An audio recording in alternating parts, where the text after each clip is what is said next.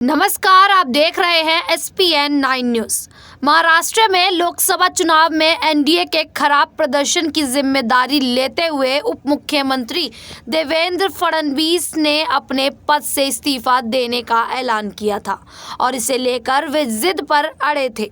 लेकिन उनके इस फैसले पर अड़े रहने की खबरों के बीच गृह मंत्री अमित शाह ने उनसे बात की है और उन्हें अपने पद पर बने रहने का आदेश दिया और सरकार में काम जारी रखने को कहा है।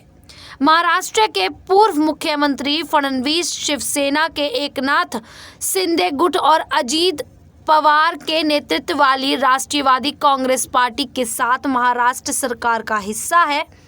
बता दें कि 2019 के लोकसभा चुनाव में महाराष्ट्र में शिवसेना और भाजपा ने राज्य की 48 में से 41 सीटें जीती थी, लेकिन यहां गठबंधन, जिसे महाराष्ट्र में महायुति कहा जाता है, इस बार केवल 17 सीटें हासिल करने में कामयाब रहा।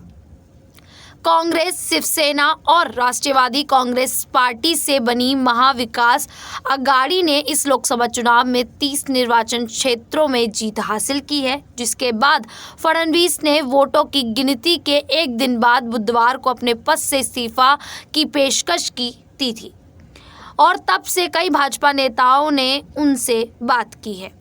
शुक्रवार को एनडीए की बैठक के बाद भाजपा नेता ने राज्य में गठबंधन के प्रदर्शन पर चर्चा करने के लिए साथ ही उप मुख्यमंत्री अजित पवार और मुख्यमंत्री एकनाथ शिंदे के साथ बैठक की।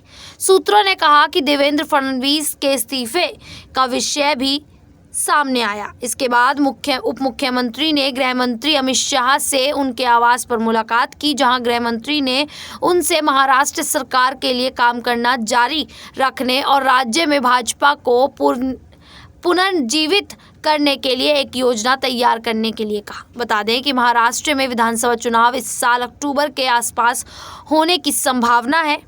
अमित शाह ने फडणवीस से कहा, यदि आप इस्तीफा देते हैं तो इससे भाजपा कार्यकर्ताओं के मनोबल पर असर पड़ेगा, इसलिए सभी इस्तीफा ना दें। अमित शाह ने उनसे यह भी कहा कि वे रविवार शाम 6 बजे नरेंद्र मोदी के तीसरी बार प्रधानमंत्री पद की शपथ लेने के बाद इस्तीफे पर विस्तार से चर्चा भी करेंगे।